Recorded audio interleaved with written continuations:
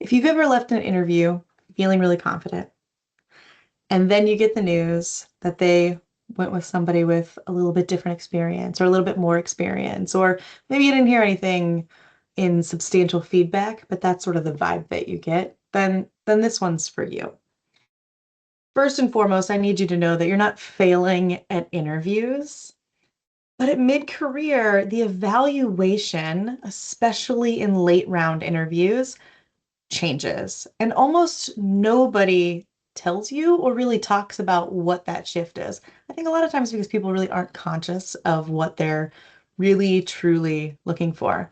But I've seen a pattern a lot lately where people are landing interviews, they're getting through them really well, they've got all this momentum, feel really good about it. They get to the last round and all of a sudden they went with someone else. And so you've got a lot of really experienced, capable professionals with real scope, real wins, real leadership experience, walk out of interviews and walk out of the entire interview process feeling really unsettled about it. And it's not really that anything dramatic happened, right? It's not like you had a bad interview. Usually you had a really good interview. You answered questions, you had metrics that, were great, told really good stories, you knew your work, but something really wasn't aligned. And whatever that was, you're sort of left trying to figure out what went wrong, right? And that's the feeling that I keep hearing from people.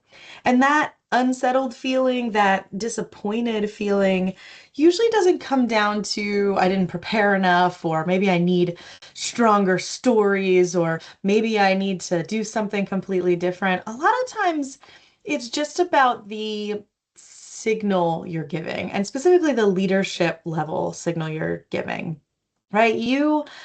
The interview that you're in isn't often the interview that you think you're in. And it goes back to when we all learned how to interview early in our career. And when we think about those earlier interviews, it's really all about competence. Can you execute? Can you handle the role?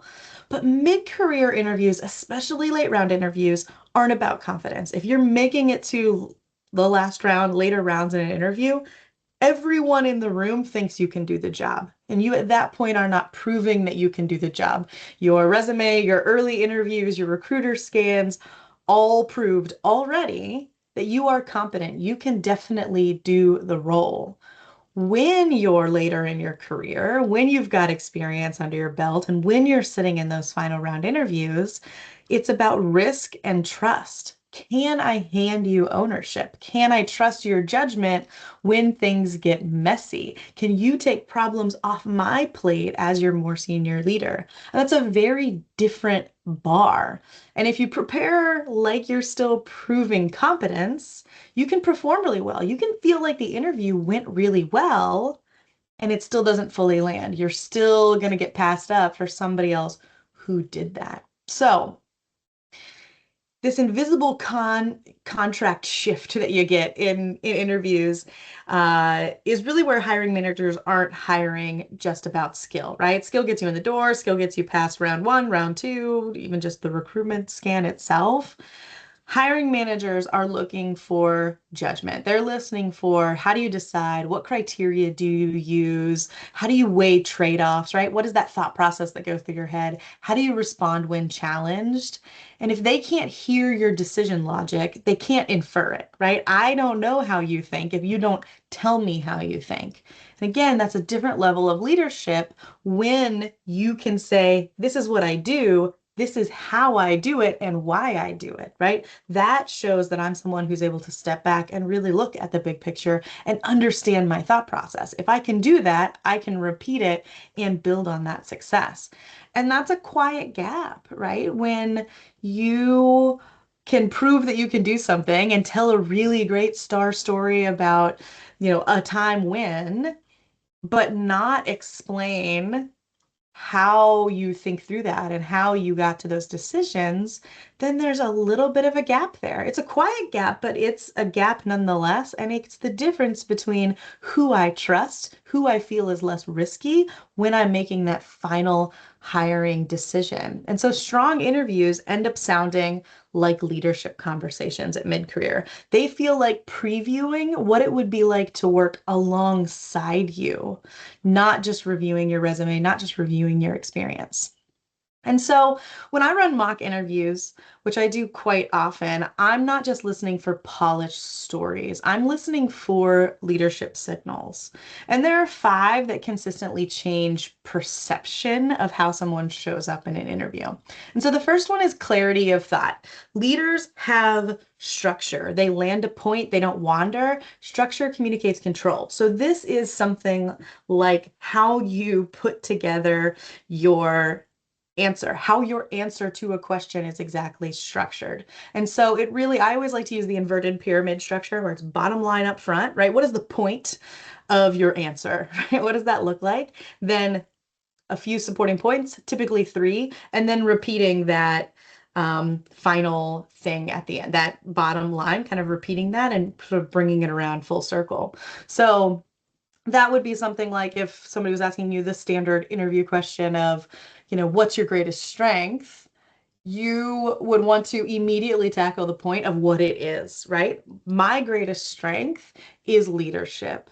And that shows up in A, B, C. And this is why leadership is my greatest strength, right? It's that kind of a structure that helps people feel like you know exactly how you're thinking and you know how to land the point of what you're saying. When we ramble, when we go around, when we sound like we're building the answer as we're saying it, it then gives less confidence to the person listening in what you're saying. The second is decisiveness. So at mid-career, it depends, right? Depends on the situation. Isn't enough, right? You've got to show that you are able to evaluate and make decisions. You have to prove that you can look at criteria, prioritize, and then come to some discernment level where you then can move forward because leadership is all about making tough decisions to move forward. I think that decision making is probably the top skill in leadership because it truly is what moves us forward. And you need to be able to show that. So when they ask you a question in an interview, or even if you're just sitting with your boss and you're having a conversation with them in a one-on-one, show them that you can be decisive. Show them how you make decisions. When you're thinking about like, oh, I don't know if I do this or that, or, it really depends on these 100 criteria, talk about that thought process. Talk about, well, here's the criteria that I would think about. And so depending on that, I would then make these types of decisions, right? If it depends, tell me how you think about it. Tell me how you approach that decision because you've got to show that you can come around to one. The third thing is ownership language. And so this isn't about ego. It's not about, being dominant, being really, self-assured and all that sort of stuff. But clarity about how you show up and what you drive really signals that you can take accountability and that you know where you're driving value, right? That you're purposeful in your actions. And I show that and I demonstrate that by what I bring to the table. This is where we see a lot of people use the royal we language, right? I was just talking with somebody the other day who's a project manager, and they were giving me an interview answer in a mock scenario. And they were talking about a project, and every single thing they said about the project used the term we. We did this, we did this, we did this, we did this. We executed, we got these results. And I had to pause the conversation because I said, I need you, this is your interview, to say I instead of we. Everybody knows that projects are a group effort, right? Everybody knows that we're doing things in a collaborative space. Talk about the collaboration, but talk about how you showed up inside the we, right? Because that's what they're hiring. They're not hiring the we, they're hiring the you, and you've got to talk about and be able to own what parts of that you really drove, right? That is what helps somebody understand when you show up on a team, when you show up in an organization, what's the difference that really happens? And that's in that ownership language. The fourth thing is strategic framing. So this is context before tactics. why it mattered before what you did. That sequencing really signals business thinking, right? Tell me why, in the grand scheme of things, that this mattered or why we need to be doing this, right? And so this is, especially when we're talking about things like change or decision making or anything that involves kind of moving people and parts and programs and all that sort of stuff. It's what was the context around that? And you need to be able to do that very succinctly, right? It can't be 100 million details about the background to the project. It needs to be what are the two things that somebody needs to know to understand the big picture of what was going on. So this would be something like if you were talking about like a good question is like, tell me about a time when you were dealing with difficult stakeholders. Well, don't tell me every single thing about the context about how nobody liked this VP and they were really difficult to work with and blah, blah, blah, blah, blah. Tell me about the impact of what some of that looks like, right? I once was working with a VP who was very particular in how they wanted to run the organization and how they wanted decisions made. And so I first had to learn what their decision-making process looked like so that we could move forward on all the decisions that need made. I could work with them instead of against the process and against the feeling because previous project managers had been sort of stymied or frozen or slowed down because of this decision-making process that this particular VP used, right? That little tiny bit of context and background of, hey, they're real particular. That helps me understand how I was able to overcome the challenge, how that person was difficult very specifically in a way that really makes sense. So again, that strategic framing, that context around the decisions that you make, around the things that you do is really, really important and shows that you can look at things at a high level and also talk about them in a way that is engaging and is very straightforward. And then the very last thing, or the fifth thing in this list that I often see is around composure. So what happens when you're challenged? Do you rush? Do you defend? Do you over-explain? Or do you pause and respond deliberately? So this I see so very frequently in interview preparation because we are nervous. We want the job. We want to show up in this space, but leaders are composed under pressure. And if you're talking and you're looking and evaluating to two different candidates or looking between two candidates, the person who comes off as composed, a little bit slower, a little bit surer, you have more confidence in them naturally than the person who shows up with a bunch of chaotic, nervous energy. And so these are little tips and tricks that you can do when you're sitting down for an interview. These are things like pausing when they ask a question, saying little things like, oh, that's a great question, or repeating the end of what they say. Oh, my greatest weakness, great question. I blah, blah, blah, blah, blah, right? Having that little bit of slowdown, taking control of the speed of the conversation of what we're doing, of when a tough question comes your way, asking a clarifying point, really engaging in a space that has very calm, composed energy makes a huge difference. And we tend not to do that in an interview setting because we want this to work, where we've put our effort and energy into this process, especially as we get into later rounds, right? I'm invested at this point. I want this job badly.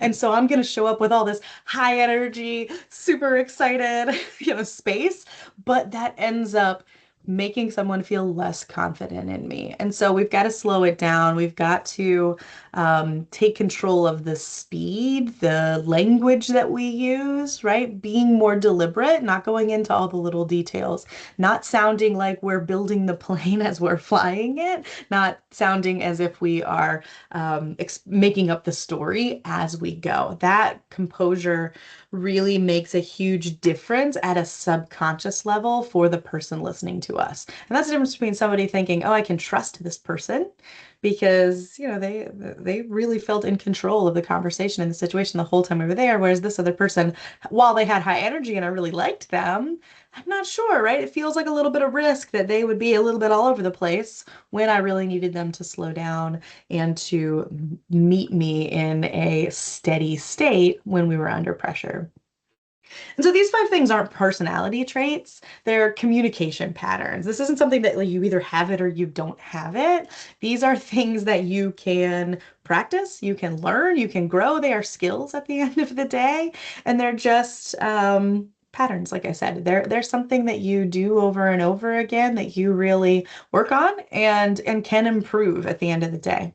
And when these patterns shift, the perception of you shifts. It changes from in those last rounds to is this person the best choice? Do they insert the least amount of risk to, yeah, I feel really confident that this person could come in and solve our problems, can handle it. I know how they think. I know how they act under pressure. I know how they, can consolidate language. They can show me that they're decisive. They can show me that they own. And those are the types of things that we're really looking for, especially when you get to mid-career, because we're expecting you to lead in spaces.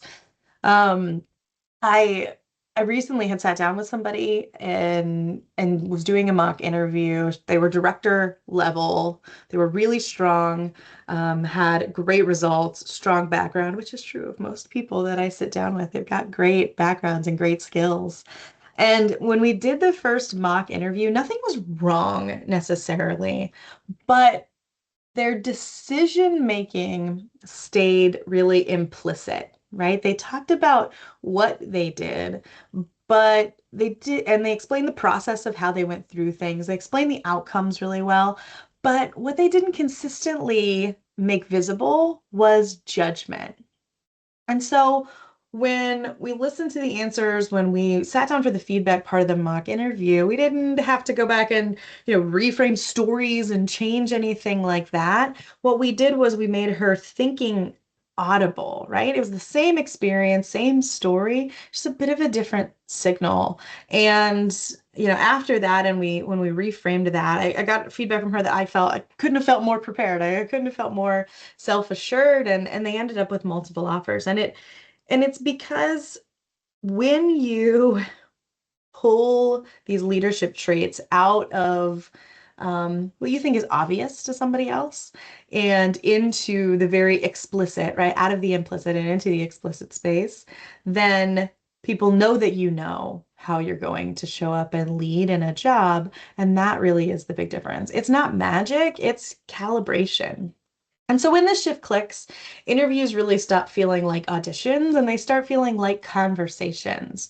You're not trying to be impressive, you are trying to be legible at the level you are being evaluated. And at mid-career, you are being evaluated as a leader, whether or not you're a people leader or not, because with that amount of experience that you've got, they expect you to show up and hold you to a different standard. It's a calmer posture. And ironically, that calmness is often what makes someone feel really trustworthy.